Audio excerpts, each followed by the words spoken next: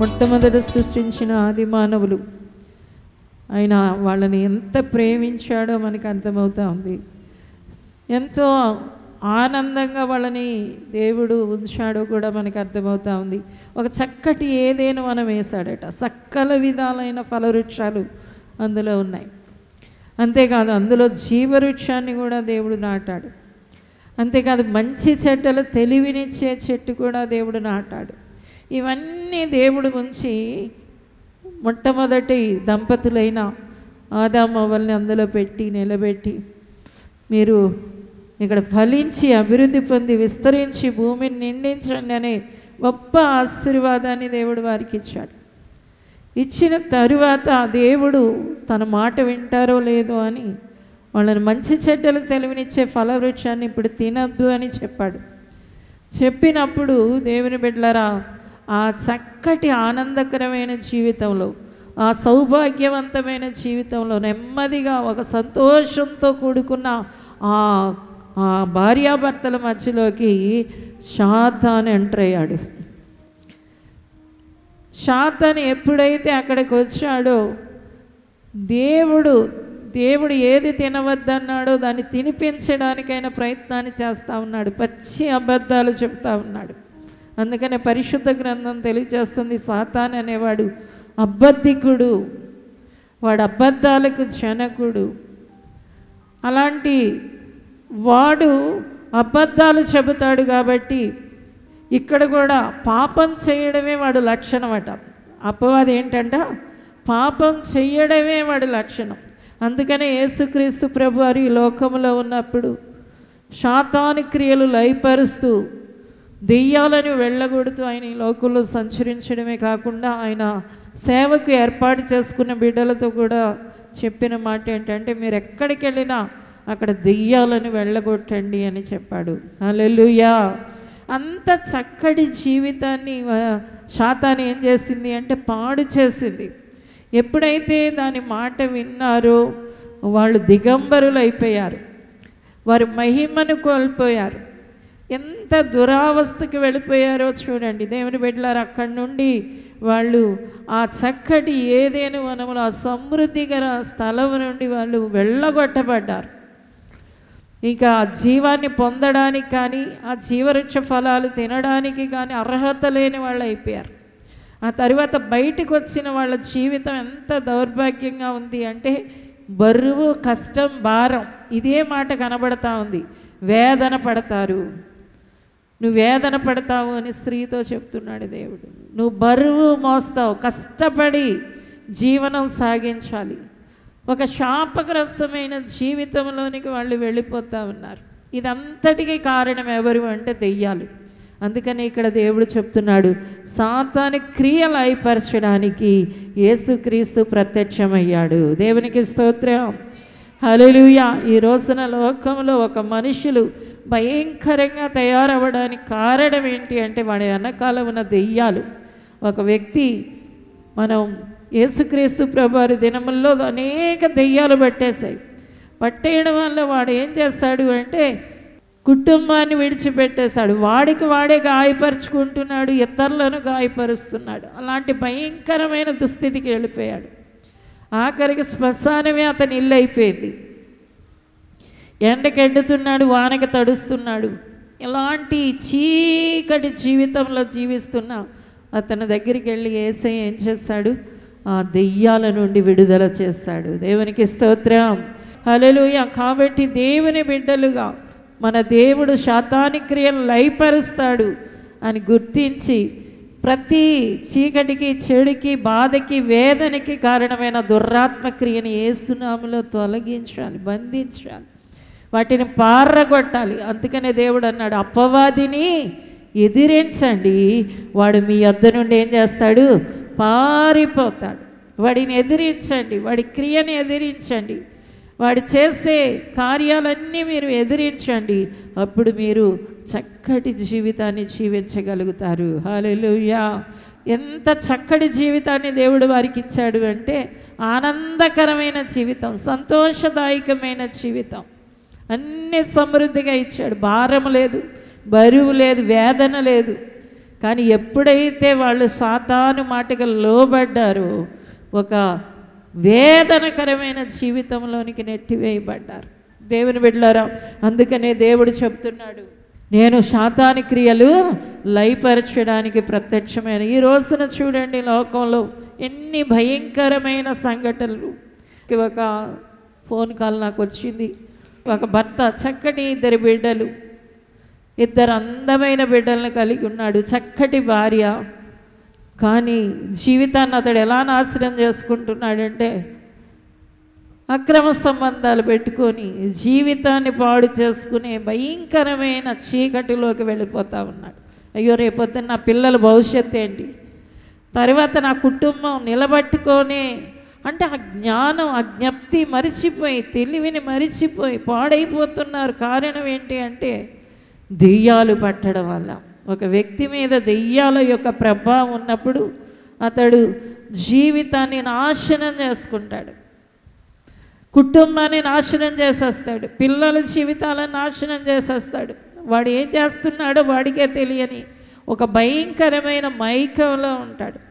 ఇలా ఈ స్థితి, ఈ దుస్థితి ఎందుకు దాపురిస్తుంది అంటే దేవుడి దగ్గరికి రాక, దేవుడి దగ్గర ఉన్న వాళ్ళ దగ్గరని దెయ్యాల నుండి విడుదల పొందుతారు.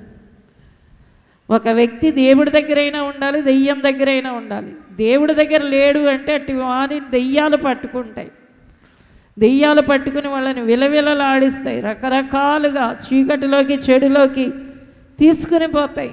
అప్పటి వరకు బాగానే ఉన్నారు కదా, ఇప్పటి వరకు మంచిగానే ఉన్నారు కదా, అయ్యో ఈ కుటుంబం ఇంతవరకు బాగానే ఉండేవారు కదా అని మనం వాళ్ళ గురించి ఆశ్చర్యంగా అబ్బురంగా చెప్పుకునేలాగా వాళ్ళ స్థితి పాడైపోతూ ఉంటుంది, నాశనం అయిపోతూ ఉంటుంది. అందుకనే ప్రతి మనిషి కూడా దేవుని దగ్గరికి వచ్చినప్పుడే దెయ్యపు క్రియలు అనేవి తొలగిపోతాయి. దేవునికి స్తోత్రం, హల్లెలూయా. దేవుని దగ్గర ఉండడానికి, దేవుని సన్నిధిలో ఉండడానికి. అందుకనే కీర్తనాకారుడైన దావీదు అంటున్నాడు, నీ ముఖ కాంతియే, నీ బాహువే నాకు విజయాన్ని కలుగజేస్తుంది. అందుకనే నీ పాదాల దగ్గర కూర్చుంటాను.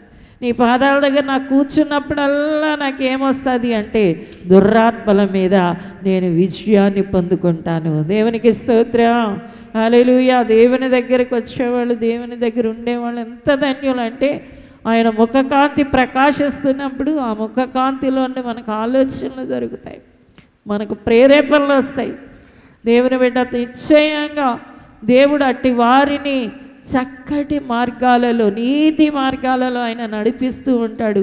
చక్కటి త్రోవలలో వాళ్ళు ప్రయాణం చేస్తారు. ఈ రోజున నిజదేవుడిని తెలుసుకోక కొందరు బాధపడతా ఉంటే, కొందరికి దేవుడు తెలుసున్న దేవుడు దగ్గర కూర్చోక, ఆయన ముఖకాంతిలోకి రాక, ఆయన బాహు దగ్గరికి రాక, ఆయన నీడ దగ్గరికి రాక దుర్రాత్మలకి వాళ్ళు అవకాశం ఇచ్చిన వాళ్ళు అయిపోతున్నారు, దెయ్యాలకు అవకాశం ఇచ్చిన వాళ్ళు అయిపోతున్నారు. అందుకనే వాళ్ళ జీవితాలతో సాతాను ఏం చేస్తూ ఉన్నాడు అంటే ఆటలాడుతూ ఉన్నాడు. అందుకని కీర్తనాకారుడు 128వ కీర్తనలో చెబుతున్నాడు, యెహోవా యందు భయభక్తులు కలిగిన వారు ఆ త్రోవలలో నడుచుకునే వాళ్ళు జీవితం ఎంత ఆశీర్వాదకరంగా ఉంటుంది అంటే వాళ్ళు ధన్యత పొందారు అంటున్నాడు. వాళ్ళు ఏమయ్యారు? దేవుడికి భయపడుతున్నారు, దేవునికి భక్తి చేస్తున్నారు. అలాంటి వాళ్ళు ఏమవుతున్నారు అంటే దీవెన నొందుతున్నారు అంటున్నాడు. దేవుని బిడ్డలారా, ఈ రోజున చాలామంది ఈ దీవెన పొందకపోవడానికి కారణం ఏంటంటే భయభక్తులు గలవాళ్ళు కట్ట ఒక కృప అనుగ్రహించబడుతుంది. చూడండి, సామెతల గ్రంథం 9వ అధ్యాయం 10వ వచనం. యెహోవా యందు భయభక్తులు కలిగి ఉండుటయే జ్ఞానమునకు మూలము, పరిశుద్ధ దేవుని గూర్చిన తెలివియే వివేచనకు ఆధారము. యెహోవా యందు భయభక్తులు కలిగి ఉండుట జ్ఞానానికి మూలం, పరిశుద్ధ దేవుని గూర్చిన తెలివియే వివేచనకు ఆధారం. దేవుడికి భయపడేవాళ్ళు, దేవునికి భక్తి చేసేవాళ్ళు ఒక ప్రత్యేకమైన జ్ఞానాన్ని పొందుకుంటారు. అంతేకాదు, పరిశుద్ధ దేవుని గూర్చిన తెలివి వివేచనకు ఆధారం అవుతుందట. పరిశుద్ధ దేవుని గూర్చి తెలుసుకోవాలి. ఆ తెలుసుకుంటున్నప్పుడే ఆ తెలివే మనకేం చేస్తుందంటే చక్కటి వివేచన ఇస్తుంది. ఎక్కడ ఎలా ప్రవర్తించాలి, ఎలా నడుచుకోవాలి, ఈ విషయంలో ఏం చేయాలి, ఏం చేయకూడదు అనే ఆ వివేచన పరిశుద్ధ దేవుని గురించి తెలుసుకునే వాళ్ళకి అబ్బుతుంది. హల్లెలూయా. దేవునికి భయపడే వారికి, దేవునికి భక్తి చేసేవారికి జ్ఞానం అబ్బుతుంది.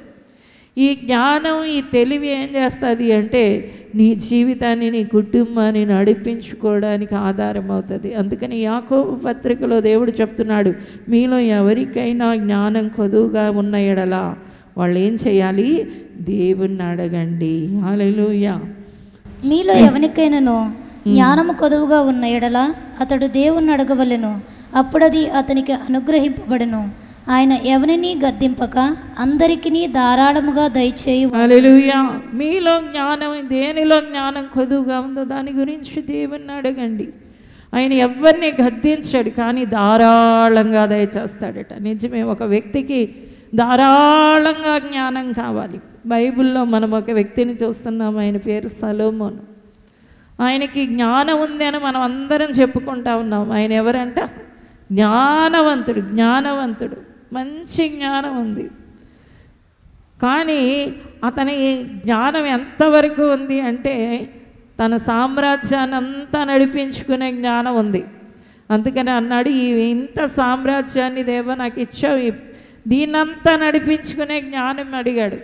కానీ అతడు జీవితంలో అతడు ఓటమి చవి చూశాడు. అంటే పరిశుద్ధ దేవుని గురించిన జ్ఞానం కానీ, తర్వాత తాను ఈ లోకంలో తన జీవితాన్ని దేవునిలో కట్టుకునే జ్ఞానం కానీ అతనికి లేకపోవడం వల్ల అతడు తరువాత భక్తిహీనుడిగా, లేకపోతే ఒక దేవుణ్ణి విడిచిన వ్యక్తిగా, మనకి దైవ క్రమములో నడవని వ్యక్తిగా కనబడతా ఉన్నాడు. నిజమే, దేవుని బిడ్డలారా, అన్నిటికీ ఒక ప్రత్యేకమైన జ్ఞానం కావాలి. అందుకనే దేవుడు అంటున్నాడు ధారాళంగా ఇస్తాడట. హల్లెలూయా. నీ జీవితాన్ని దేవునిలో కట్టుకునే జ్ఞానం కావాలి. అంతేకాదు దేవుని బిడ్డలారా, సమయాన్ని సద్వినియోగం చేసుకునే జ్ఞానం కావాలి. కుటుంబాలను నడుపుకునే జ్ఞానం కావాలి. తర్వాత సమాజంలో ఎలా మెలగాలి, ఏం చేయాలి అనే జ్ఞానం కావాలి. బిడ్డలున్న తల్లిదండ్రులు బిడ్డల్ని పెంచే జ్ఞానం కావాలి. ఇలా ప్రతిదానికి జ్ఞానం అనేది సమృద్ధిగా కలగాలి. అందుకని ప్రతి విషయంలో జ్ఞానాన్ని ఇవ్వండి ప్రభు అన్నప్పుడు దేవుడు ఏం చేస్తాడు అంటే ధారాళంగా దయచేస్తాడు. హల్లెలూయా, హల్లెలూయా. అందుకనే దేవుడు ఈ సామెతల గ్రంథంలో 14వ అధ్యాయంలో అంటున్నాడు, ఒక స్త్రీ జ్ఞానవంతురాలైతే ఇల్లుని కట్టగలుగుతుంది అంటున్నాడు. స్త్రీ జ్ఞానం పొందుకుంటే ఏం కడతాదట? ఇల్లుని కడతాది అంటాడు. అలాగే పేతురు పత్రిక 3వ అధ్యాయం 7వ వచనంలో అంటున్నాడు, నీవు జ్ఞానవంతుడు అయితే నీవు బలహీనమని ఘట్టమని భావించి నీ భార్యతో ఏం చేయగలవు? చక్కగా కాపురం చేయగలవు అంటున్నాడు. స్త్రీ బలహీనమని ఘట్టమని ఎంచి చక్కటిగా కాపురం చేయాలంటే దానికి ఒక ప్రత్యేకమైన జ్ఞానమే కావాలి అంటున్నాడు. ఇదే సామెతల గ్రంథంలో నువ్వు ఇతరులను రక్షించాలంటే నీకు జ్ఞానం కావాలి అంటున్నాడు. హల్లెలూయా, హల్లెలూయా. ప్రతిదానికి కూడా జ్ఞానం కావాలి, జ్ఞానం కావాలి అంటున్నాడు. తర్వాత చూడండి 15వ అధ్యాయం 2వ వచనంలో, నీ నాలుక మనోహరమైన మాటలు పలకాలి అంటే ఏముండాలట? జ్ఞానం ఉండాలట. మంచి మాటలు పలకాలన్నా కూడా జ్ఞానం ఉండాలి. ఒక చక్కటి ప్రవర్తనలో జీవించాలి అంటే జ్ఞానం ఉండాలి. జ్ఞానం గలవాడు ఇతరులు చెప్పిన దాన్ని కూడా జాగ్రత్తగా వింటాడట. దానికి కూడా జ్ఞానమే ఉండాలి. ఇతరులు చెప్పింది జాగ్రత్తగా వినడానికి ఏముండాలి? జ్ఞానం ఉండాలి. అంటే ధారాళంగా దేవుడు ఒక వ్యక్తికి ఏమిస్తాను అంటున్నాడు అంటే నేను జ్ఞానాన్ని ఇస్తాను అంటున్నాడు. దేవునికి స్తోత్రం. హల్లెలూయా. ఈ రోజున దెయ్యపు క్రియలు లయపరచబడి దురాత్మ క్రియలు తొలగిపోయి భయభక్తులతో దేవుని సన్నిధిలో ఉండి జ్ఞానాన్ని పొందుకునే వాళ్ళు వారి జీవితాలని, వారి కుటుంబాలని, వారు సమస్తాన్ని కూడా నిలబెట్టుకునే చక్కటి పరిస్థితిని యేసు నామములో కలిగి ఉంటారు. దేవునికి స్తోత్రం. హల్లెలూయా. అందుకని ఎప్పుడు కూడా మనం తొందరపడి ఏది చేయకూడదు. మన ప్రార్థనలో కనిపెడుతున్నప్పుడు, దేవుని వైపు చూస్తున్నప్పుడు, దేవుని పాదాలు పట్టుకుంటున్నప్పుడు ఆయనే తన బిడ్డలైన వారికి జ్ఞానాన్ని అనుగ్రహిస్తాడు. దేవునికి స్తోత్రం.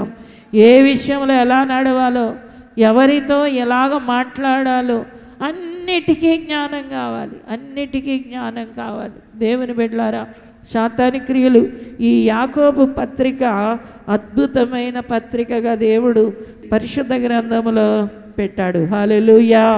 పరిశుద్ధ గ్రంథంలో పెట్టబడిన యాకోబు పత్రికలో అంటున్నాడు, నువ్వు అపవాదిని ఎదిరించు, అంతేకాదు నువ్వు జ్ఞానం కలిగి ప్రవర్తించు అంటున్నాడు. హల్లెలూయా. జ్ఞానం అడిగి తీసుకో. దేవుని దగ్గర నుండి ఏమడిగి తీసుకోవాలట? జ్ఞానం అడిగి తీసుకో. అందుకని ఆ జ్ఞానవంతుడు, దేవుని యందు భయభక్తులు కలిగిన వాడు మరలా తన కుటుంబాన్ని నిర్మించుకునే రీతి కానీ, తన జీవితాన్ని నిర్మించుకునే రీతి కానీ ఎంత అద్భుతంగా కనబడుతుంది అంటే, ఈ 128వ కీర్తనలో అతడు కష్టార్జితాన్ని అతడే అనుభవిస్తాడు అంటున్నాడు. హల్లెలూయా.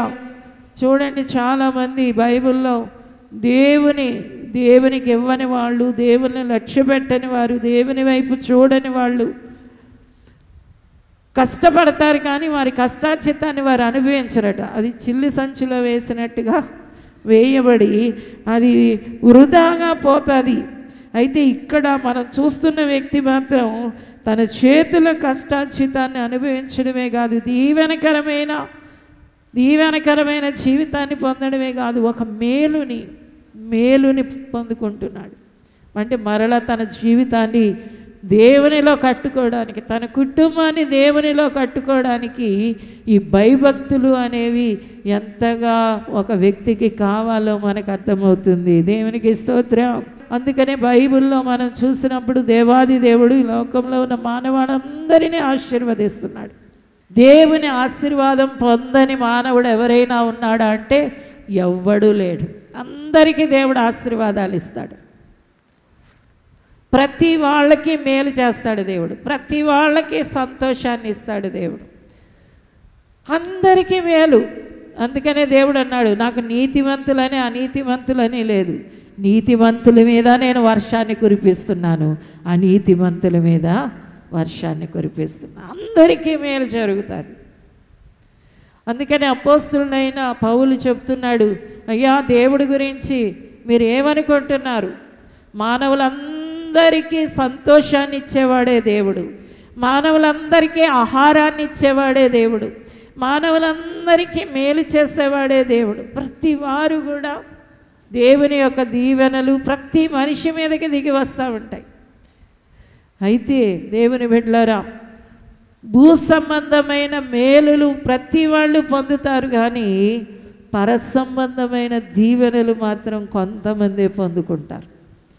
వాళ్ళు ఎవరు అంటే దేవుని అంగీకరించిన వారు, దేవుని రక్తాన్ని అంగీకరించిన వారు, దేవుని శక్తిని అంగీకరించిన వారు. వాళ్ళు ఏం చేస్తారు అంటే పరసంబంధమైన దీవెనలు పొందుకుంటారు. దాని పేరే కృప. హల్లెలూయా. కృపని ఎవరైతే తీసుకుంటున్నారో వారందరూ ఏమవుతున్నారు అంటే పరసంబంధమైన దీవెనలు పొందుకుంటున్నారు. బైబిల్లో మనకిద్దరు కనబడుతున్నారు. ఎవరు అంటే శారా కనబడుతుంది, హగరు కనబడుతుంది. హగరుని దేవుడు దీవించాడా లేదా అంటే దేవుడు దర్శనం ఇచ్చాడు. ఆమె చనిపోతున్న బిడ్డని దేవుడు నీరుని పంపి బ్రతికించాడు. ఆమెకి చాలా దీవెనలు వచ్చాయి. ఎంతగా దేవుడు దీవిస్తానని వాగ్దానం చేశాడంటే నీలో నుండి రాజులు పుడతారు. ఆమెలోంచి ఎవరు పుట్టారట? రాజులు పుడతారు. గొప్ప స్థితిని కలుగజేస్తానన్నాడు. అలాగే దేవుడు ఆశీర్వదించాడు. కానీ వారి ద్వారా దేవుడు రక్షణ అనుగ్రహించలేదు. వాళ్ళకి రక్షణ లేదు. వారిలో ఎవరైనా నమ్ముకున్న వాళ్ళకు మాత్రమే రక్షణ. కానీ శారా మాత్రం దేవుడు అంటున్నాడు, శారాని దేవుడు ఏర్పాటు చేసుకున్నాడు. దేవునికి స్తోత్రం. ఆమెను దేవుడు దీవించింది భూ సంబంధమైన దీవెనల మట్టికే కాదు. అందుకని ఆమెలో నుండి అనేక జనాలు వచ్చారు. ఆ జనాల్లో ఉండే యేసుక్రీస్తు వచ్చాడు. హల్లెలూయా. ఒక ప్రత్యేకమైన జనముగా జనం ఎందుకు గుర్తింపబడ్డారంటే వారు దేవుని యొక్క కృపను పొందుకున్నారు. ఈ రోజున కూడా దేవుని బిడ్డలారా, లోకంలో భూ సంబంధమైన దీవెనలు అందరూ పొందుకుంటారు, కానీ పర సంబంధమైన దీవెనలు ఎవరికి? కొందరికి మాత్రమే వస్తాయి. కృప పొంది ఆ కృపను కావాలి అని కోరుకున్న వాళ్ళకి పర సంబంధమైన దీవెనలు కలుగుతాయి. బైబిల్లో యాకోబు, యాసావు అనే వాళ్ళిద్దరు ఉన్నారు. యాసావు ఏం చేస్తాడంటే జ్యేష్ఠుడిగా పుట్టాడు, కానీ జ్యేష్ఠత్వ హక్కుని వదిలేసుకున్నాడు. యాకోబు అయితే దాన్ని తీసుకున్నాడు. తీసుకున్న తరువాత దేవుడు యాకోబుతో నడవడం మొదలుపెట్టాడు. హల్లెలూయా. దేవుడు ఏం చేస్తాడు? యాకోబుతో ఉన్నాడు. యాసావట యాకోబు వచ్చి తర్వాత తన అన్నగారు తను చంపేస్తాడేమని భయపడి కొన్ని బహుమతులు ఇస్తామంటే నాకే చాలా ఉన్నాయి, ఇవి ఎందుకు అంటున్నాడు. అంటే భూ సంబంధంగా అతడు ఏమయ్యాడు? దీవించబడ్డాడు, కానీ అతడుకి దేవుడు లేడు. యాకోబుకైతే భూ సంబంధంగా దీవించబడ్డమే కాదు, అతడు దేవుని దయను పొందుకున్నవాడు. హల్లెలూయా. దేవుని కృపను పొందుకున్నవాడు. అందుకనే కీర్తన 45లో ఉంటుంది, నీ దయనొందిన స్త్రీలలో రాజుల కుమార్తెలు ఉన్నారు. దేవుని దయ పొందిన స్త్రీలలో ఎవరున్నారట? రాజుల కుమార్తెలు ఉన్నారట. అంటే రాజులు కదా, వాళ్ళకేం తక్కువ, వాళ్ళకేం కొదువ, వాళ్ళకి దేవుడు దయ ఏంటి? దేవుని బిడ్డలారా, వాళ్ళు రాజులు అయితే, వాళ్ళు గొప్పవాళ్ళు అయితే భూమి మీద వాళ్ళన్నీ పొందుకుంటారు, కానీ దేవుడు ఉండడు. అందుకనే దేవుడు అంటున్నాడు, కొందరు రాజులు స్త్రీలతో కూడా నేను ఉన్నాను, వాళ్ళు నా దయను పొందుకున్నారు. దేవునికి స్తోత్రం. ఈ రోజున మనకున్న దీవెన ఏంటి అంటే మనము ఏదేనులో ఉన్నాం, దేవుడితో ఉన్నాం. పరసంబంధమైన దీవెనలలో మనం పాలివారమై ఉన్నాం. కాబట్టి మనము రెండు కలిగి ఉండాలి. ఒకటేంటంటే దేవుని బిడ్డలారా, దురాత్మ క్రియలను పారద్రోలే వాళ్ళగా ఉండాలి, శాతాన్ని జయించే వాళ్ళగా ఉండాలి. రెండోది దేవుని యందు భయభక్తులు కలిగి ఆయనతో సన్నిహితముగా ఉండి జ్ఞానాన్ని పొందుకునేవారిగా ఉండాలి. అప్పుడే పరసంబంధమైన దీవెనలు పొందుకోవడానికి వారసులుగా అయిపోతాం.